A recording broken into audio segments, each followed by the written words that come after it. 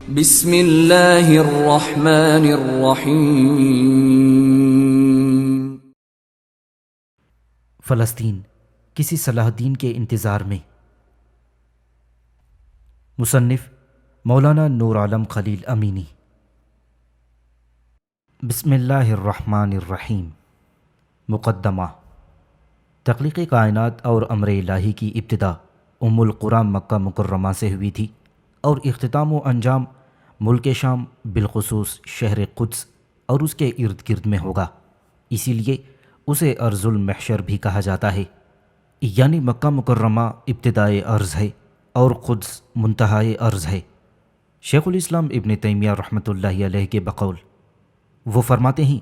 کتاب و سنت اور انبیاء علیہم الصلاۃ والسلام نیز حس و عقل کی گواہی سے معلوم ہوتا ہے کہ خلق عمر کی ابتدا مکہ مکرمہ یعنی القریٰ سے ہوئی تھی، لہٰذا یہ مادر تخلیق ہے،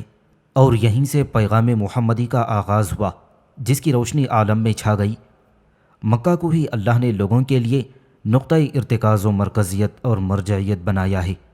اسی کی طرف متوجہ ہو کر نماز پڑھتے ہیں اور یہیں حج کرتے ہیں، اور جتنی اللہ کی مشیت ہوتی ہے ان کے دین و دنیا کے مفادات یہیں پورے ہوتے ہیں۔ زمانہ اول میں اسلام کا ظہور واضح تر انداز میں مکہ و حجاز میں ہی ہوا تھا، اور مذکور صدر دلائل کتاب و سنت سے واضح ہے کہ نبوت کی سلطنت نیز حشر خلق ارض شام میں ہی برپا ہوگا۔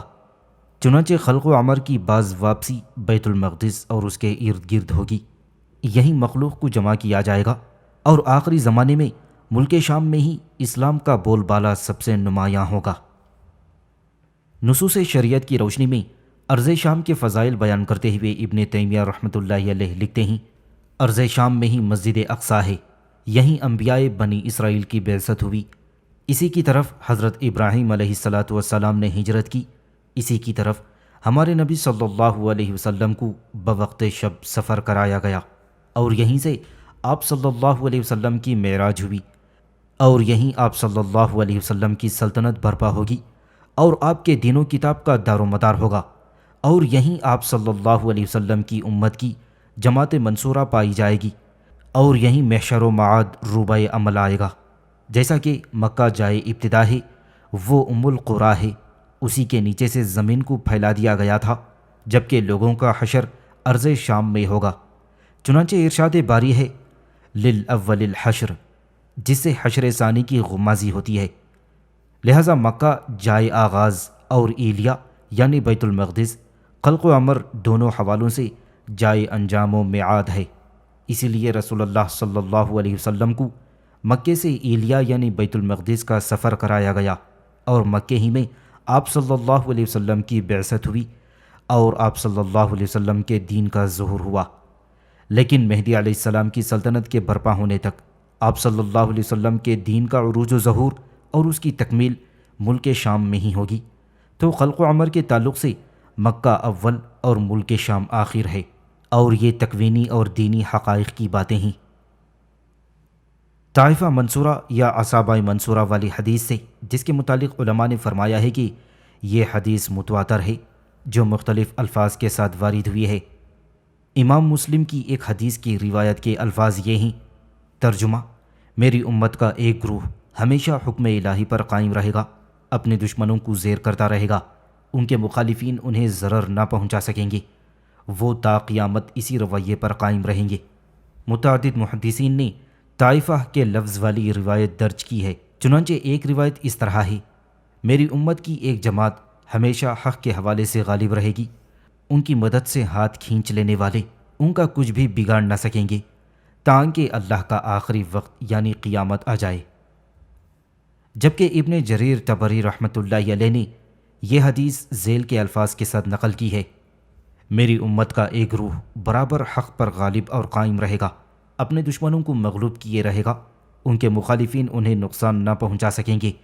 البتہ انہیں سختی و تنگ دستی سے سابقہ ہوگا، لہٰذا وہ کھانے والوں کے درمیان برتن کی طرح ہوں گے، یہاں تک کہ اللہ کا حکم اس حال میں ان پر آ جائے گا کہ وہ اسی حال میں ہوں گے، یعنی آخر تک قائم علی الحق رہیں گے۔ اس حدیث سے جہاں یہ بات ثابت ہوتی ہے کہ الہی مدد یافتہ یہ سعادت مند و ہمہ نصیب جماعت ہمیشہ پائی جائے گی، قیامت تک کوئی زمانہ اس سے خالی نہ ہوگا۔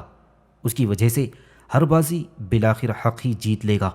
تمام پریشانیوں اور راہ کی ساری دشواریوں کے باوجود وہ حق پر قائم رہے گی۔ وہیں اسی حدیث کے بعض روایتوں سے یہ بھی ثابت ہے کہ صرف قول و تحریر سے نہیں بلکہ عملی میدان جنگ کے ذریعے سے بھی، نیز یہ کہ یہ جماعت وقت پڑنے پر ابواب دمشق، اس کے ارد گرد اور بیت المقدس اور اس کے آس پاس بھی دفاع عن الحق اور بقائے حق کے لیے اہل باطل سے برسر پیکار رہے گی۔ ایک اور حدیث کے الفاظ اس طرح ہیں، یہاں تک کہ اسی طائفہ منصورہ کے آخری لوگ مسیح دجال سے بھی لڑیں گے۔ حضور صلی اللہ علیہ وسلم سے اس جماعت کی شناخت معلوم کی گئی تھی۔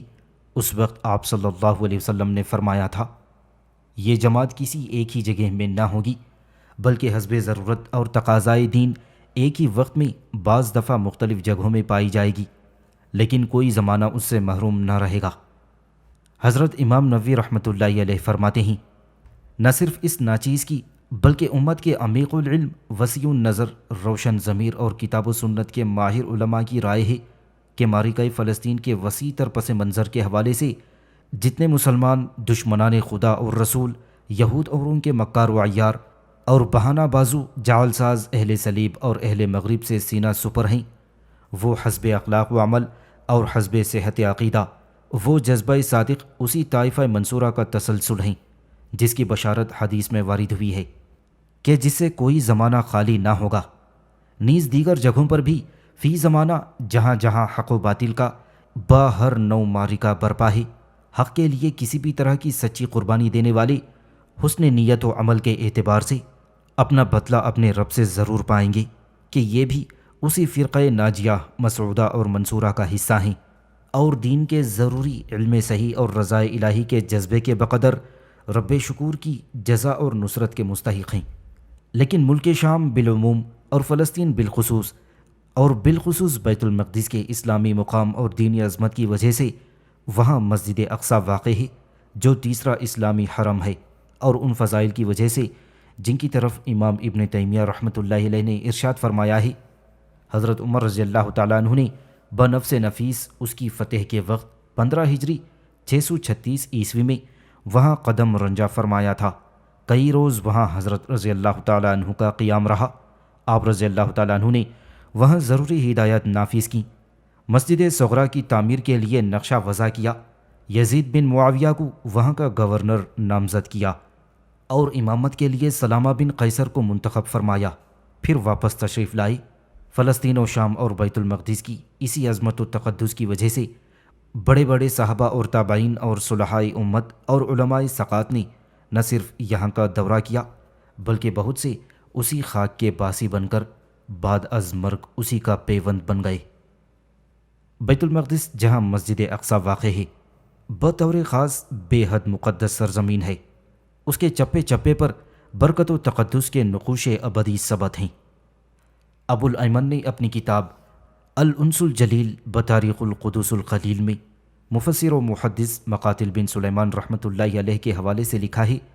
اس شہر کا کوئی چپا ایسا نہیں جس پر کسی نبی مرسل نے نماز نہ پڑھی ہو یا ملک مقرب نے قیام نہ کیا ہو۔ حضرت زکریا علیہ السلام کی دعا اللہ پاک نے بیت المقدس ہی میں قبول فرما کر انہیں حضرت یحییٰ علیہ السلام کے تولد کی بشارت دی۔ انبیاء اکرام علیہم السلام نے بیت المقدس میں ہی اللہ کے تقرب کے لیے نظر و نیاز پیش کی۔ بیت المقدس میں ہی حضرت مریم علیہ السلام کو بحکم خداوندی جاڑے کے پھل گرمی میں اور گرمی کے پھل جاڑے میں نصیب ہوئے۔ یہیں حضرت عیسیٰ ابن مریم کی پیدائش ہوئی اور گود میں تکلم فرمایا، اور یہیں سے اللہ تعالیٰ نے انہیں آسمان پر اٹھایا۔ یہیں ان پر آسمان سے مائدہ یعنی کھانے سے سجا ہوا دسترخوان نازل ہوا، اور بیت المقدس ہی تک شب اسراء و معراج میں نبی اکرم صلی اللہ علیہ وسلم کو لانے کے لیے اللہ نے آپ صلی اللہ علیہ وسلم کے لیے براق کا انتظام فرمایا تھا۔ شہر قدس کی اسی عظمت کے پیش نظر علماء نے اس کی فضیلت و رفعت کے موضوع پر 70 سے زائد کتابیں تالیف کی ہیں۔ مسلمانوں نے بوقت فتح یہاں ایک قطرہ بھی انسانی خون بہنے نہیں دیا تھا۔ حضرت عمر رضی اللہ تعالیٰ عنہ نے اپنے مشہور دستاویز میں جو وثیقہ عمریہ یا عہد عمریہ کے عنوان سے معروف ہے، عیسائیوں اور یہودیوں دونوں کو یہاں سے بے پناہ آزادی کی ضمانت دی، حتیٰ کہ عیسائیوں کے اسقف اعظم سفرونیوس کی یہ درخواست بھی مسترد کر دی کہ قدس میں اسلامی فتح کے بعد یہودیوں کو ہمارے عیسائیوں کے ساتھ بھود و باز کی اجازت نہ دی جائے، بلکہ حضرت عمر رضی اللہ تعالیٰ عنہ نے فرمایا کہ اسلامی شریعت کی روح سے انہیں یہاں سے نکالا نہیں جا سکتا، ہاں تمہارے محلوں میں ان کا داخلہ ممنوع ہوگا۔ تاریخ شاہد ہے کہ مسلمانوں نے نہ صرف عیسائیوں بلکہ یہودیوں کے ساتھ جو رواداری کا رویہ اختیار کیا تھا وہ ان کے ساتھ عیسائیوں نے کبھی اختیار نہ کیا۔ عیسائیوں نے صلیبی جنگ میں بیت المقدس کو فتح کیا تو سارے یہودیوں کو ایک جگہ جمع کر کے اپنے گرجا گھر کے اندر نظر آتش کر دیا۔ 1099 عیسوی سے 1187 عیسوی کے عرصے میں شہر قدس میں یہودیوں کا داخلہ بکلیہ ممنوع رہا تھا۔ صلاح الدین ایوبی رحمۃ اللہ علیہ یعنی یوسف بن ایوب بن شازی ابو المظفر صلاح الدین ایوبی مقلب ب ملک ناصر، جنہوں نے بیت المقدس کو فتح کیا تو ان کے لیے یہاں آمد کی راہ پیدا ہوئی تھی۔ مسلمانوں کی طرف سے روادارانہ رویے کے باوجود جہاں یہودیوں نے جن کی فطرت میں غداری، عیاری، بغاوت، ظلم شعاری اور خدا اور اس کے رسولوں کی نافرمانی رچی بسی تھی، مسلمانوں نے اپنی ابدی دشمنی کو نہیں بھلایا۔ وہیں اہل صلیب نے صلیبی جنگوں کو حضرت صلاح الدین ایوبی رحمۃ اللہ علیہ اور آپ کی نجیب الاصل اولاد و اخلاف کے ہاتھوں بری طرح ہار جانے کے باوجود اپنے ناپاک صلیبی جذبے کو فروغ ہونے نہیں دیا، بلکہ اسے ہمیشہ اور ہر ممکن طریقے سے اپنے سینوں میں فروزاں رکھا اور اپنے عمل سے تاریخ کے ہر دور میں اپنے اس جذبے کو تسکین دینے کی کوشش کی۔ اسلام دشمنی کی ہمہ گیر شکلیں آج بھی فرزندان تثلیث یعنی صلیبیوں کی طرف سے روبہ عمل آ رہی ہیں، اور ان کی بے پناہ چالاکی اور زیرکی کے باوجود صلیبی روح کی کار فرمائیاں چھپائی نہیں چھپتیں۔ اقتصادی اور عسکری، سیاسی اور اجتماعی یلغار کے ساتھ ساتھ تہذیبی اور ثقافتی حملوں اور قبضوں کے سارے نت نئے اور دیرینہ استعماری طریقوں کے ذریعے عالم اسلام اور عالم عرب پر تسلط اور مکمل غلبے کا بھرپور کھیل کھیلا جا رہا ہے۔ عالمی تنظیم، اقوام متحدہ اور طرح طرح کی خیراتی اور تبلیغی انجمنوں اور خفیہ اداروں کے ذریعے استعماری عمل کو استحکام دینے کی ایسی طرح ڈالی جا رہی ہے کہ امت مسلمہ کے سارے عقلاء اور قائدین بھی اس کے سحر کا کوئی توڑ ایجاد کرنے سے قاصر ہیں۔ ہمارے قائدین اور حکمران تو اس سحر سامری کا بکلیہ شکار ہیں۔ افسوس ہے کہ امت کے چیدہ طبقے جن کے ہاتھ میں عالم اسلام کی زمام کار ہے، ان کے دل سے احساس زیان نہ صرف مفقود ہو چکا ہے بلکہ اسی سحر سامری کی وجہ سے زیاں کو سود سمجھ بیٹھے ہیں۔ زیاں کا یہ تسلسل اسی لیے ختم ہونے کا نام نہیں لیتا کہ اسے ہمارے قائدین اور حکمرانوں کی طرف سے سود کے عمل کے طور پر شوق سے انجام دیا جا رہا ہے۔ حقیقت یہ ہے کہ اہل صلیب نے اسلام دشمنی میں ہی قاتلان انبیاء اور ملعونین الہی یہود کا ساتھ دینے اور ان کے لیے فلسطین میں قومی وطن بسانے کی تحریک چلانے، اسے کامیاب بنانے اور بالآخر وہاں ان کی ناجائز ریاست قائم کر دینے کی ٹھانی۔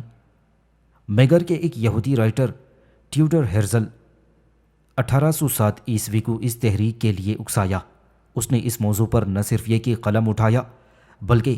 1898 یعنی 1315 ہجری میں سوئٹزرلینڈ کے شہر بیزل میں یہودیوں کی عالمی کانفرنس منعقد کی اور صہیونی تحریک کی بنیادی قرارداد پاس کر کے قومی وطن کے قیام کی تحریک زور و شور سے شروع کر دی، جس میں فرزندان تثلیث کی مکمل پشت پناہی یہودیوں کو حاصل تھی۔ تاریخی شواہد یہ بتاتے ہیں کہ ارض فلسطین میں یہودیوں کے قومی وطن کے قیام کی قرارداد کو روبہ عمل میں لانے میں ان کی پیش قدمی کی اولین بنیاد کی استواری کے لیے ایمینوئل قراسو نام کے ایک سرگرم اور عیار یہودی کو غیرت مند سلطان عثمانی خلیفہ عبد الحمید ثانی کی خدمت میں بھیجا گیا تھا، جس نے انہیں یہودیوں کی طرف سے یہ پیشکش کی کہ اگر عالی جاہ سلطان فلسطین میں یہودیوں کے لیے ایک قومی وطن کے قیام کی اجازت مرحمت فرما دیں تو صہیونی تحریک خلافت عثمانیہ کو 50 کروڑ پاؤنڈ اور بطور خاص عالی جاہ کے ذاتی خزانے کے لیے 50 لاکھ پاؤنڈ دینے کے لیے بسر و چشم تیار ہے۔ پیش نظر رہے کہ اس وقت خلافت عثمانیہ شدید مالی بحران کا شکار تھی اور دشمنوں کے نرغے میں بھی گھری ہوئی تھی۔ اگر آج کے ضمیر فروش اور بے غیرت اور نام کے مسلمان بادشاہ اور حکمراں ہوتے تو وہ کیا کرتے، یہ بتانے کی ضرورت نہیں، لیکن سلطان عبدالحمید ثانی رحمۃ اللہ علیہ نے انہیں جو جواب دیا وہ تاریخ اسلامی میں آب زر سے لکھے جانے کے لائق ہے۔ مسلم مورخین نے ان کے جواب کو احساس افتخار کے ساتھ اس طرح درج کیا ہے: ڈاکٹر ہرزل سے جا کے یہ کہہ دو کہ اس سلسلے میں آج کے بعد کوئی سلسلہ جنبانی نہ کرے، کیونکہ میں ہرگز دوسروں کو دینے کے لیے ارض فلسطین کے ایک بالشت سے بھی دستبردار نہیں ہو سکتا۔ ارض فلسطین میری ملکیت نہیں بلکہ وہ میری قوم مسلم کی ملکیت ہے، جس نے اپنے لہو سے اس کی خاک کو سینچا ہے۔ یہودی اپنی لاکھوں کی رقم اپنے پاس رکھیں۔ کچھ مورخین نے سلطان عبدالحمید کی یہودی نمائندے سے گفتگو کو ان الفاظ میں نقل کیا ہے: اپنے ملک فلسطین کے تعلق سے، جس کے ایک ایک بالشت کو اپنے اجداد کے خون و گرم کے صرفے کے ذریعے حاصل کیا ہے، ہم ایک بالشت زمین کی تئیں بھی کسی کوتاہی کو راہ نہ دیں گے، بلکہ ہم تو ماضی سے زیادہ اپنا خون دے کر اس کی حفاظت کریں گے۔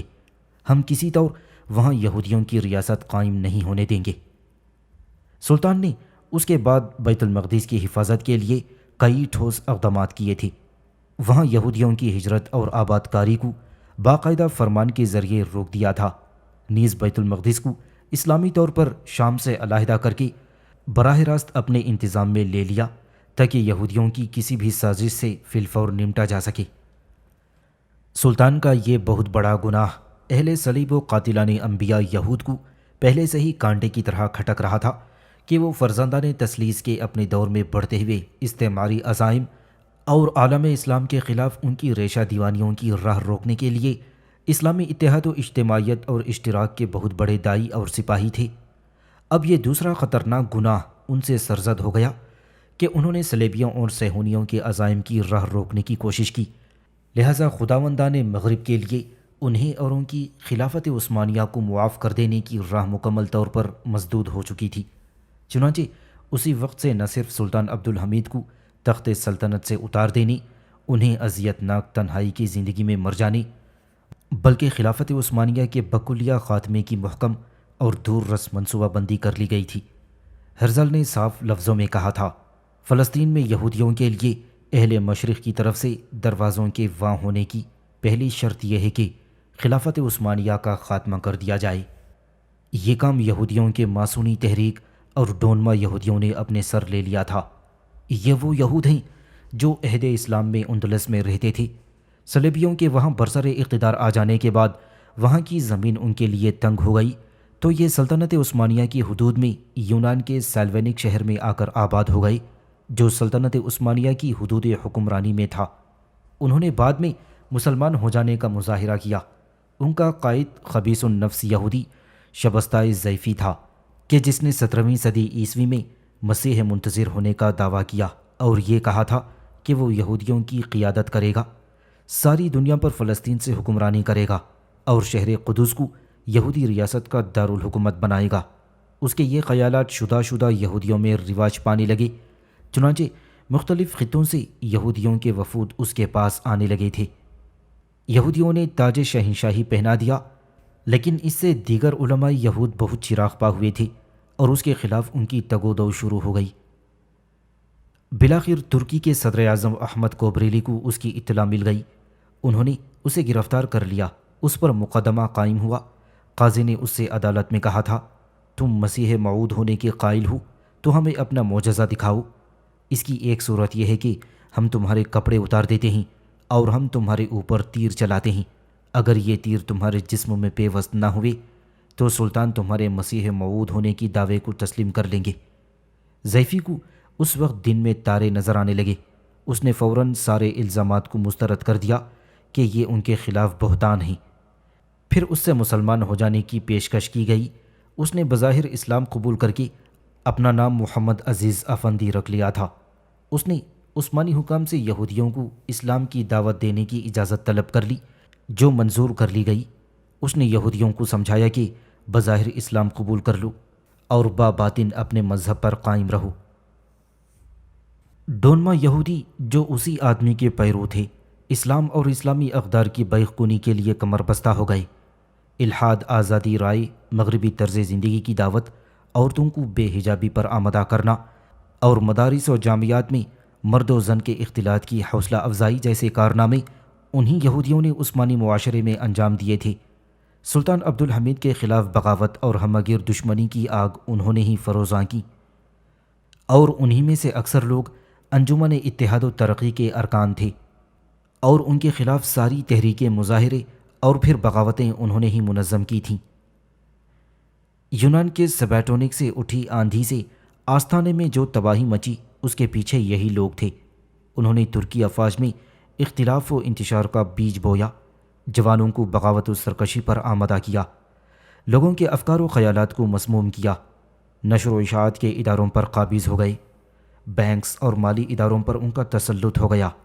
تجارت و اقتصادیات انہی کے قبضے میں آ گئے، اور عثمانی سلطنت کے سارے شعبوں اور زندگی کے سارے گوشوں پر ان کی گرفت مضبوط ہو گئی۔ سلطان عبدالحمید ثانی کو طرح طرح سے گھیرنے اور سلطنت عثمانیہ کو مغربی طرز زندگی کی راہ پر ڈالنے کے لیے بہت سی جماعتیں اور تنظیمیں معرض وجود میں آئیں، جن کا صحرا پردے کے پیچھے سے یہودیوں اور فرزندان تثلیث ہی کے سر جاتا تھا۔ یہ تنظیمیں ٹوٹتی بکھرتی رہیں اور نئے نئے کاموں سے دوبارہ بنتی رہیں۔ سب سے آخر میں جمعیت اتحاد و ترقی بنی، جس کی اساس تمام تر اسلام دشمنی اور قومی تورانی تہذیب کے احیاء پر رکھی گئی۔ ماسونی یہودی تحریک کے ارکان اور مغرب پرست ترک اس میں پیش تھے۔ تورانی تہذیب کے احیاء کے نظریے کا بانی بھی ایک یہودی مویس کوہن تھا۔ اس نے ترکوں کے ذہنوں میں اس نظریے کی آبکاری کے لیے انتھک محنت کی، تاکہ ترکوں کو اس مئے گلگوں سے بدمست کر دینے کے بعد اسلام سے ان کے رشتے کو کاٹنا آسان ہو جائے۔ اتحاد و ترقی نے شروع دن سے نسل پرستانہ نعروں سے ترکوں کو سرشار کرنا شروع کیا، اور شہری آئین، استبداد سے جنگ اور آزادی کی بحالی وغیرہ مغرب سے برآمد کردہ خیالات کی دھن پر نچانا انہوں نے اپنا مشغلہ بنا لیا تھا، جس کا بنیادی مقصد سلطان عبدالحمید کو راہ سے ہٹانا، خلافت کا خاتمہ اور پھر سلطنت عثمانیہ کی قبا چاک کر دینا تھا۔ جمعیت اتحاد و ترقی نے یہودی تحریکوں کی مدد سے 1909 عیسوی میں زبردست شورشیں برپا کیں، جس کا مقصد سلطان عبدالحمید کو ہر صورت میں معزول کر دینا تھا۔ ان شورشوں کو دبانے کے لیے سلطان نے طاقت کا استعمال کیا جس کے لیے وہ مجبور تھے۔ اس کے نتیجے میں اتحاد و ترقی کے معتدل اہلکار ہلاک ہو گئے۔ اسے بہانہ بنا کر اس انجمن کے عسکری بازو نے یہودیوں کی مدد سے یونان کے سالونک شہر سے آستانے پر دھاوا بول دیا تھا، جو سلطنت عثمانیہ کا پایہ تخت تھا، اور سلطان کو ان کے سارے مذہبی اور شہری اختیارات سے بے دست و پا کر کے معزول کر دیا۔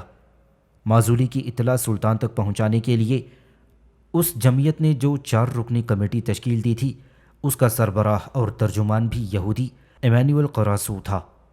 یہ بھی اسپینی یہودی تھا اور مقدونیہ کی مجلس ماسونی کا ہیڈ ماسٹر تھا۔ اس نے شاہ کے خلاف شورشوں کو ہوا دینے میں کلیدی کردار ادا کیا تھا۔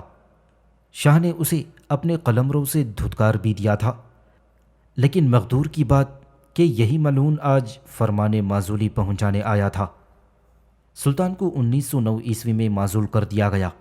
ان کے بعد 1924 عیسوی تک نام کی خلافت قائم رہی، لیکن اسلامی اقدار و روایات کو اس اثنا میں بالکل ختم کر دیا گیا، اور رہی صحیح کسر 1924 عیسوی میں مصطفیٰ کمال اتا ترک کو جمہوریہ ترکی کا باقاعدہ صدر اعلان کیے جانے کے ساتھ ہی پوری کر دی گئی۔ سلطان عبدالحمید ثانی سلطنت عثمانیہ کے آخری مرد ہونہار تھے۔ ان کا زوال درحقیقت خلافت عثمانیہ کا زوال ثابت ہوا۔ چنانچہ ان کے بعد جو 2 خلیفہ ہوئے، ان کے دور میں خلافت کے لاشے بے جان کی تہجیز و تکفین کا انتظام کیا جاتا رہا، تاکہ مصطفیٰ کمال نے 1924 عیسوی میں ان کی تدفین کا اعلان کر دیا۔ دوسری طرف انگریزوں نے اس سلسلے میں بھرپور کردار ادا کیا، جنہوں نے عربوں کو عثمانی سلطنت کے خلاف یہ کہہ کر اکسایا کہ عثمانی تمہاری زبان، تمہارے کلچر اور تمہاری تہذیب کے حوالے سے امتیازی برتاؤ کر رہے ہیں۔ عثمانیوں کے خلاف یہ سراسر بہتان تھا اور دور رس سازش کا ایک حصہ۔ اس مشن کو ایک انگریزی فوجی افسر اور اہل قلم لارنس یعنی لارنس آف عربیہ نے بڑی محنت، ہوشیاری اور لگن سے انجام دیا۔ یہ شخص انگریزوں اور عربوں کے درمیان رابطۂ افسر اور عربوں میں برطانیہ کا انٹیلیجنس کمشنر تھا۔ لارنس جنگ عظیم اول اور اس کے بعد امیر مکہ شریف حسین کی امارت کے علاقوں میں برسر عمل رہا تھا۔ 1916 سے 18 عیسوی اس نے عربوں کو ترکوں کے خلاف بھڑکانے کا فریضہ اس شد و مت سے انجام دیا تھا کہ عالمی صحافت میں اس وقت اس کا نام ہی عربوں کا بے تاج بادشاہ پڑ گیا تھا۔ اس نے واضح طور پر اعلان کیا تھا کہ ہمارا بنیادی مقصد ہی اسلامی اتحاد کو پارا پارا کرنا اور سلطنت عثمانیہ کی بیخ-کنی کرنا ہے۔ نیز اس نے صاف صاف کہا تھا، اگر ہم عربوں کو ترکوں سے اپنا حساب بیک وقت اور سختی کے ساتھ بے باک کرنے پر آمادہ کرنے میں کامیاب ہو جاتے ہیں تو ہم ہمیشہ کے لیے اسلام کے خطرے کا سدباب کر لیں گے۔ اس طرح ہم مسلمانوں کو اپنے خلاف لڑنے اور داخلی انتشار پر آمادہ کر دیں گے۔ وہ خانہ جنگی کا شکار ہو جائیں گے جس کا یہ نتیجہ ہوگا کہ ترکی میں مسلمانوں کا ایک خلیفہ ہوگا اور اسلامی عربی دنیا میں دوسرا ہوگا۔ دونوں مذہبی خانہ جنگی میں مصروف رہیں گے۔ اس کے بعد ہمیں اسلام سے کوئی خوف کبھی نہ ستائے گا۔ عالمی استعماری کھیل کے ان ماہر کھلاڑیوں نے 1914 سے 18 عیسوی میں جنگ عظیم اول کی آگ دہکائی، جس میں جرمنی اور اس کے اتحادی ایک طرف اور برطانیہ، فرانس اور روس دوسری طرف تھے۔ عربوں کی ہمدردی برطانیہ کے ساتھ تھی کیونکہ اس نے عرصے سے عربوں کے احمقوں کو یہ باور کرا رکھا تھا کہ برطانیہ ان کا ہمدرد ہے۔ دلچسپ بات یہ ہے کہ برطانیہ کے ساتھ یہودی بھی لڑ رہے تھے۔ سلطنت عثمانیہ کو یہودیوں کی دور رس سازش کے نتیجے میں کہ وہ امور سلطنت میں درآئے تھے اور الحاد اور اسلام بیزاری کی عثمانی معاشرے اور ترکوں کی سوسائٹی میں تخم ریزی کر چکے تھے، بے وجہ جرمنی کے ہمنوا فریق کے طور پر اس جنگ میں دھکیل دیا گیا۔ اس جنگ میں حسب توقع جرمنی کی شکست ہوئی جبکہ برطانیہ اور اس کے اتحادی فتح مند رہے۔ 1916 کے سائکس پیکوٹ معاہدے کے بموجب سلطنت عثمانیہ کے ماتحت علاقوں کو فتح مند فریقوں نے آپس میں تقسیم کر لیا، جس کے نتیجے میں فلسطین برطانوی انتداب میں آ گیا۔ 1917 عیسوی میں برطانیہ کے وزیر خارجہ آرتھر جیمز بیلفور نے یہودیوں کے لیے فلسطین میں قومی وطن قائم کرنے کا وعدہ جاری کر دیا، جو وعدہ بیلفور کے نام سے مشہور ہے۔ وعدہ بیلفور یعنی بیلفور ڈکلیریشن 9 نومبر 1917 عیسوی میں جاری ہوا تھا۔ عام طور پر یہ سمجھا جاتا ہے کہ یہودیوں کے حوالے سے برطانوی اہل صلیب کا فعال کردار اسی زمانے سے روبہ عمل آنا شروع ہوا تھا، لیکن تاریخ بتاتی ہے کہ برطانیہ اس سے بہت پہلے سے صہیونیوں کی فلسطین میں آمد اور ان کی حمایت کے لیے سرگرم رہا تھا۔ چنانچہ جولائی 1838 عیسوی میں ہی برطانیہ نے شہر قدس میں اپنا کونسلیٹ قائم کر لیا تھا، اور اس وقت اس نے یہ اعلان بھی کر دیا تھا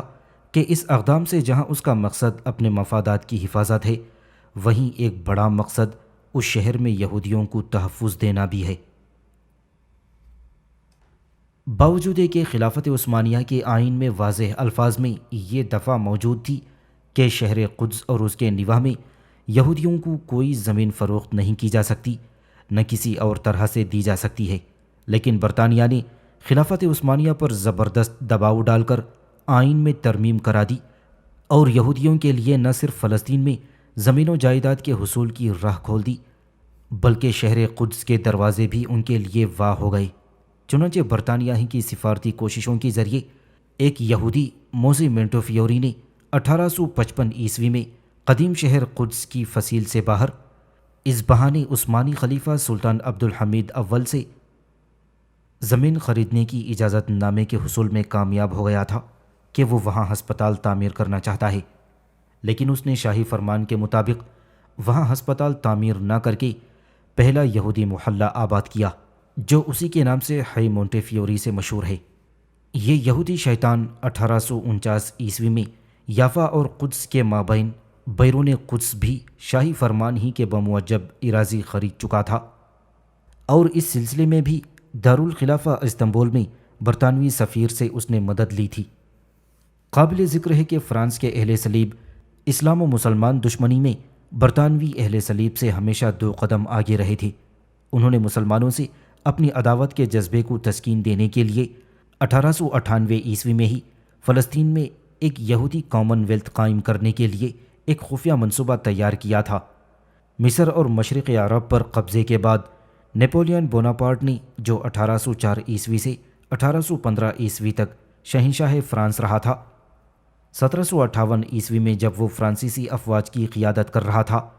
سارے یہودیوں کو اس کے جھنڈے تلے جمع ہو کر اپنی کھوئی ہوئی عظمت اور قدیم قدس کی تعمیر نو کی دعوت دی تھی۔ انتداب کے اس پورے دور میں ساری دنیا سے یہودیوں کو فلسطین میں عموماً اور شہر قدس میں خصوصاً لابسانے کی کوشش کی گئی تھی۔ فرزندان تثلیث نے فلسطین کو صہیونیوں کے حوالے کرنے کے لیے ہر طرح کی معنوی اور مادی مدد کی۔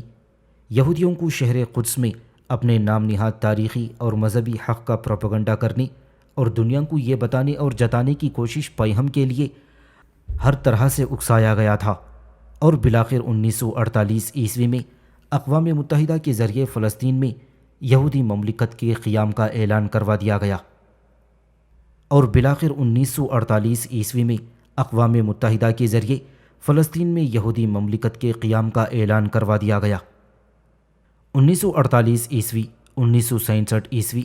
اور 1973 عیسوی میں اسرائیل کے ساتھ عربوں کی 3 جنگیں ہوئی تھیں۔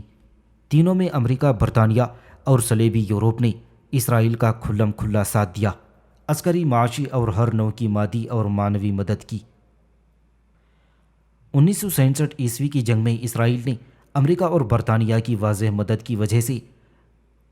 نہ صرف مصر و شام اور اردن کے جنگی اور معاشی اہمیت کے حامل علاقوں پر بلکہ سارے شہر قدس پر مع مسجد اقصی قبضہ کر لیا تھا۔ یہودیوں اور صلیبیوں کے عزائم کے پشت پناہ ادارے اقوام متحدہ اور ان کی نام نہاد سلامتی کونسل کے ذریعے ان گنت قراردادیں پاس کروائی گئیں، جن میں سے کسی ایک پر بھی اسرائیل نے عمل نہیں کیا تھا، کیونکہ ان پر اسرائیل سے عمل کروانا مقصود ہی نہ تھا،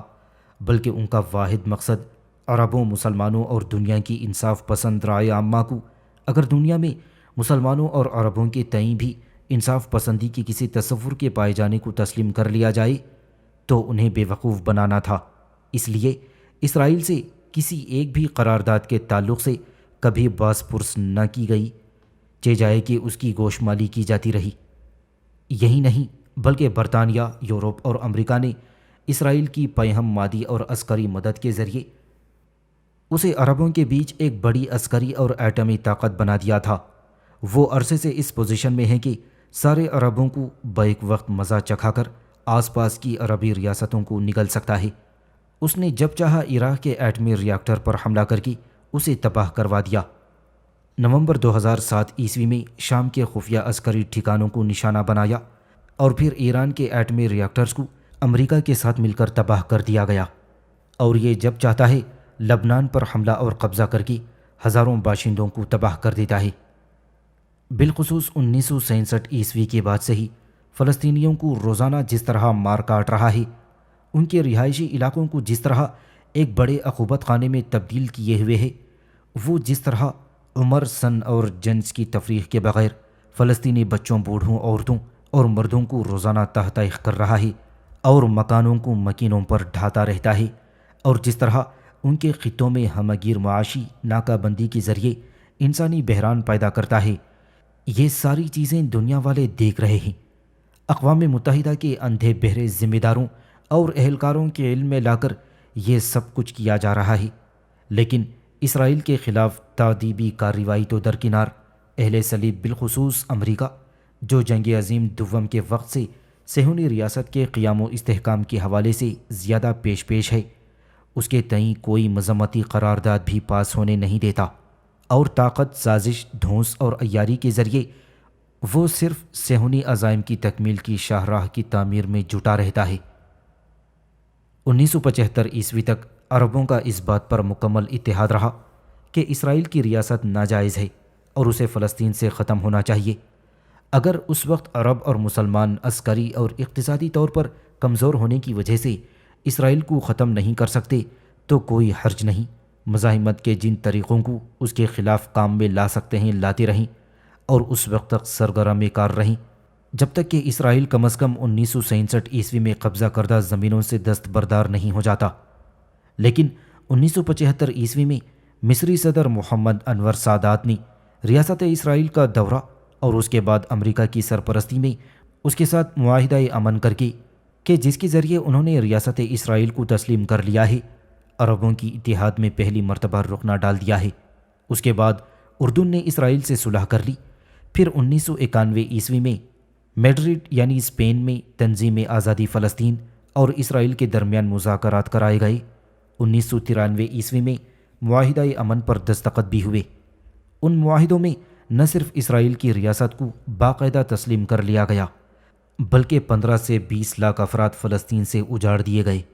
فلسطینی پناہ گزینوں کی واپسی، شہر قدس کی پوزیشن اور مسجد اقصی وغیرہ جیسے بنیادی مسائل کے تعلق سے مکمل خاموشی، ابہام اور شاطرانہ انداز کار اپنایا گیا۔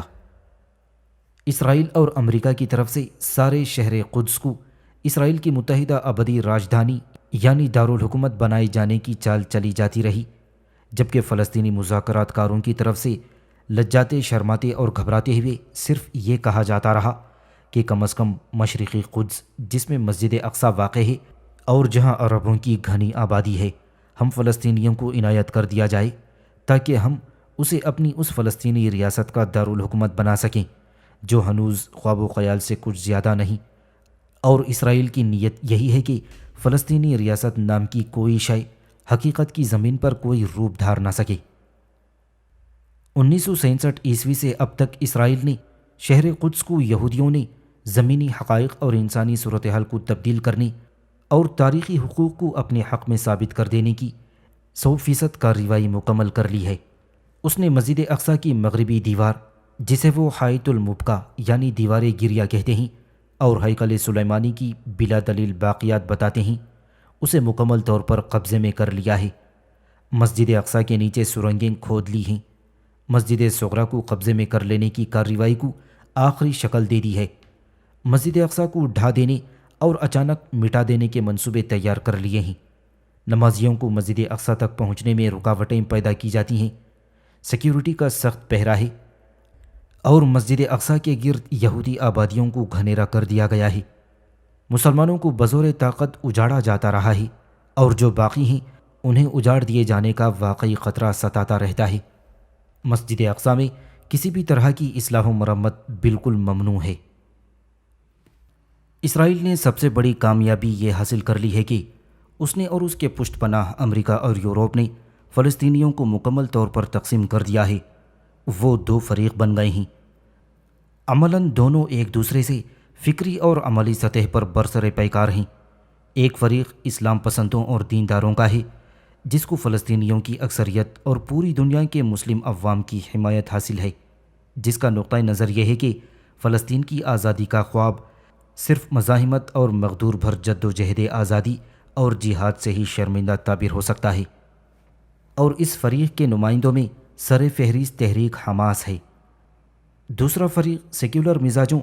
بے دینوں، الحاد پسندوں، اسلام بیزاروں اور طرح طرح کے کھوکھلے نعرے والوں کا ہے جو امریکہ اور اسرائیل اور مغرب کا کارکندہ ہے، جسے اقتدار و دولت اور دنیا کی عزت کی خواہش بے پناہ نے اندھا، بہرا اور گونگا بنا دیا ہے، جسے فلسطین، مسجد اقصی اور خانمہ برباد فلسطینیوں، ہزاروں شہیدوں، ان گنت عزتوں کی پامالیوں، لاکھوں جوانوں، بوڑھوں، عورتوں اور بچوں کی آہو بکا اور صہیونی ریاست کی دہشت گردانہ کارروائیوں کی بھینٹ چڑھے لوگوں کی ہزاروں لاشوں کے ہمہ وقت اٹھائے جانے کے ان دلدوز مناظر سے کچھ لینا دینا نہیں۔ اسے تو صرف دنیا کی فانی لذت اور آنی جانی عزت و اقتدار چاہیے اور بس۔ اس فریق کے نمائندہ تنظیم و آزادی فلسطین کے اکثر ذمہ دار اور اہلکار ہیں۔ امریکہ اور اسرائیل اور یورپ نے کمال چالاکی سے ثانیوں ذکر کو ہر طرح کی مالی، اخلاقی، عسکری مدد کے ذریعے مضبوط کر کے اول الذکر گروہ کے مد مقابل بنا دیا ہے، اور 9/11 کے صہیونی ڈرامے کے بعد سے جو عربوں اور فلسطینیوں اور مسلمانوں کو باعجلت غلام بنا لینے کے لیے سٹیج کیا گیا تھا، بالخصوص اول الذکر کو دہشت گرد قرار دے کر عالمی پیمانے پر اسے الگ تھلگ کر دیا گیا ہے، جبکہ اپنے وطن اور اپنی زمین پر قابضوں کے خلاف جد و جہد، دنیا کے کسی قانون میں بھی دہشت گردی نہیں۔ حیرت کی بات یہ ہے کہ وہ امریکہ اور یورپ جو جمہوریت کی علم برداری کے سب سے بڑے دعوے دار ہیں، فلسطینی اسلام پسندوں کے انتخابات میں بھاری اکثریت سے جیت کے باوجود اس کی حکمرانی کو اس لیے گوارا نہیں کر سکے کہ وہ جہاد و مزاحمت کی اپنی پالیسی کو ترک کرنے، دشمن ریاست کو ماننے اور قضیہ فلسطین کے تعلق سے اس اصول و اساس سے دستبردار ہونے کے لیے ہرگز تیار نہیں کہ جس سے صرف نظر کر لینے کے بعد مسئلہ فلسطین کوئی مسئلہ نہیں رہ جاتا اور صہیونی ریاست کے سارے عزائم کی تکمیل کی راہ اکثر ہموار ہو جاتی ہے۔ چنانچہ خادم حرمین شریفین شاہ عبداللہ بن عبدالعزیز کی وساطت سے دونوں فلسطینی فریقوں میں صلح صفائی کروا دی گئی تھی۔ مکہ مکرمہ بلا کر دونوں سے متحدہ قومی فلسطینی حکومت کی تشکیل کے چارٹر پر دستخط کروا لیے گئے تھے،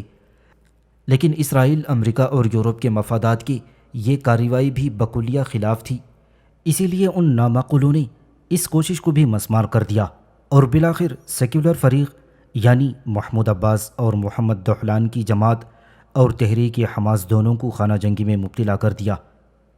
حماس کے جانبازوں نے محمود عباس کی فتح تحریک کے کارندوں کو رگید دیا اور اب تک یہی صورتحال قائم ہے۔ لیکن چونکہ حالات کی یہ کروٹ اسرائیل و امریکہ اور مغرب اور ان کے ہم نوا عرب حکمرانوں کی مرضی و مفاد کے بالکل برعکس تھی، اس لیے ایک طرف تو غزہ کے علاقے کا اسرائیل کی طرف سے بالخصوص ساری دنیا جس میں عربی دنیا بھی شامل ہے، اس کی طرف سے بالعموم اقتصادی ناکہ بندی اور ہمہ گیر بائیکاٹ کے ذریعے وہاں شدید انسانی بحران پیدا کر دیا گیا ہے۔ سینکڑوں بچے اور بیمار دوا و علاج اور لقمہ زندگی سے محروم ہو جانے کی وجہ سے روزانہ لقمہ اجل بن رہے ہیں۔ دوسری طرف نہ صرف فتح تحریک اور محمود عباس کی طرف سے حماس والوں کو طرح طرح سے ستایا جاتا ہے، بلکہ اسرائیل کو امریکہ اور مغرب کی مادی اور معنوی امداد اور ان کے طرفدار عربی ملکوں کی تائید کے ذریعے غزہ کے سارے باشندوں کو، خصوصاً حماس کے اہلکار اور ذمہ داروں کو تحقیق کرتے رہنے اور ان کے خلاف منظم عسکری کارروائی روبہ عمل لاتے رہنے کے لیے کھلی اجازت دے دی گئی ہے۔ اس مقصد کے تحت کئی کانفرنسز اور میٹنگز ہو چکی ہیں۔ آخری کانفرنس امریکہ کے انڈیانا پولیس میں 2007 کو واقع ہوئی تھی، جس میں امریکہ، اسرائیل و مغرب کے ساتھ متعدد عربی ممالک کے نمائندوں نے شرکت کی تھی۔ اس کانفرنس میں جہاں محمود عباس کے لیے مادی امداد اور سیکیورٹی کے استحکام وغیرہ کا وعدہ کیا گیا، وہیں اسرائیل کو حماس تحریک اور مزاحمتی گروہ کا صفایا کر دینے کی مکمل اجازت دے دی گئی۔ دوسری طرف محمود عباس سے شہر قدس فلسطینی پناہ گزینوں کی عدم واپسی اور مسجد اقصیٰ سے دستبرداری کے حوالے سے مزید عملی پیش رفت کا وعدہ اور ارادہ حاصل کر لیا گیا۔ مذکورہ کانفرنس کے عمل کو آگے بڑھانے کے لیے 2 شنبہ 6 ذی الحجہ 1418 ہجری 17 دسمبر 2007 عیسوی کو فلسطین کو امداد دینے کے عنوان سے پیرس میں ایک روزہ کانفرنس کی گئی تھی، جس میں دنیا کے 90 وفود نے شرکت کی۔ اس کا مقصد محمود عباس کے گروہ کو مدد دے کر حماس اور دیگر اسلام پسندوں پر شکنجہ کسنا تھا۔ اس کانفرنس میں 68 ملکوں اور تنظیموں کی طرف سے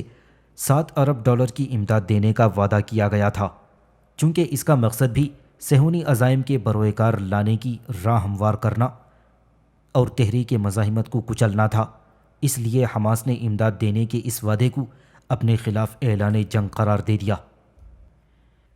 ان مضامین کو پڑھنے سے جہاں اس مسئلے میں پیدا شدہ اتار چڑھاؤ اور مسلم امہ کی اس تئیں پرخلوص ہمدردی اور تعاون، اسلام پسند فلسطینی مجاہدوں کی مزاحمت، فلسطینی عوام کی تباہی، شہادت، خانمہ بربادی، پناہ گزینی کی الم انگیز زندگی، فلسطینی بچوں اور جوانوں اور مرد و خواتین کی اس سب سے زیادہ بابرکت محاذ پر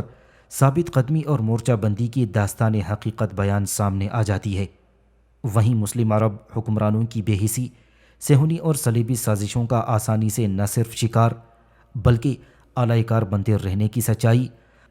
قاتلین انبیاء اور فرزندان تثلیث کی اصول پسندی اور ان کے جمع رہنے کی خو، اور اس کے بالمقابل انقلاب پسندوں، قوم پرستوں اور عربوں اور مسلمانوں کی قسمت کے سوداگروں کی پسپائی اور دستبرداری اور خود سپردگی کی وضع اور شرمسار کر دینے والے رسوا کن رویے کی دل دوز سچی اور من و عن کہانی پڑھنے کو ملتی ہے کہ جسے پڑھنے کے بعد ہر باشعور غیرت مند اور دل درد مند کے حامل قاری کو یہ یقین کرنا پڑتا ہے کہ فلسطین کی آزادی، مسجد اقصیٰ کی بازیابی، شہر قدس کی واپسی اور فلسطینیوں کی اپنے گھر میں آ بسنے اور چین سے دوبارہ رہنے کے خواب کی تعبیر صرف اور صرف جہاد مقدس، مخلصانہ مزاحمت اور سرفروشانہ جد و جہد ہی سے نکل سکتی ہے۔ اس کے سوا سارے راستے گہری کھائی میں جاتے ہیں جس میں لڑک جانے کے بعد اس سے نکلنے کی کوئی امید نہیں۔ یہ ایسی سچائی ہے جو نہ صرف یہود اور اہل صلیب کے حوالے سے مسلمانوں کے تاریخی تجربے سے ثابت ہے،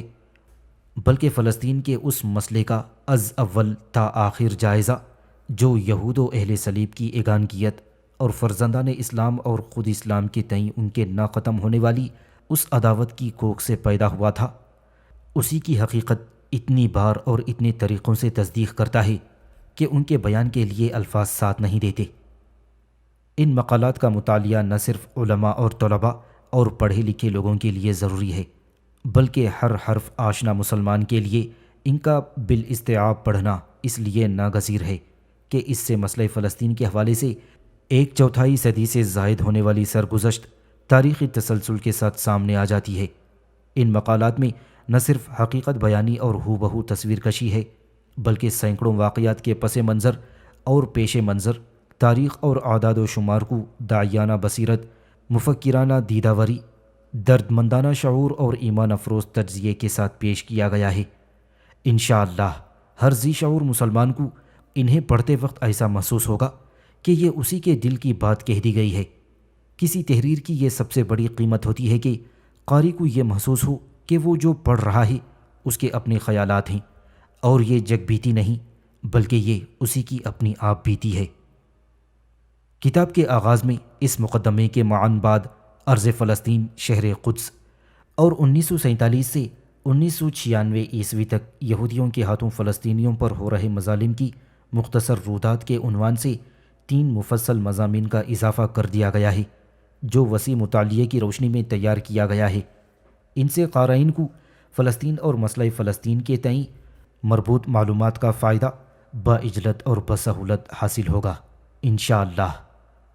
یقین ہے کہ قارئین اکرام اس ناچیز کو اور اس کے والدین و اساتذہ گرامی کو اپنی دعاؤں میں فراموش نہ کریں گے۔ مصنف مولانا نور عالم خلیل امینی۔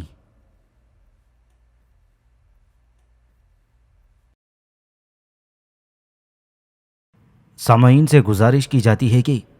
ہمارے سارے چینلز ایلیکونٹ ادب ایکسٹراز، سوارڈ آف حق چینل اور اتحاد الانصار چینل میں جن آڈیو بکس اور سیریز کو مکمل کیا جا چکا ہے ان سب کا مطالعہ ہمارے پلے لسٹ سیکشن سے کریں اور ان آڈیو بکس اور سیریز کو آپ اپنے دوست و احباب میں شیئر کرتے رہیں، اور ہمارے سوشل میڈیا پلیٹ فارمز کے لنکس ڈسکرپشن میں دیے گئے ہیں، ہمیں سبسکرائب اور فالو ضرور کریں۔ جزاک اللہ۔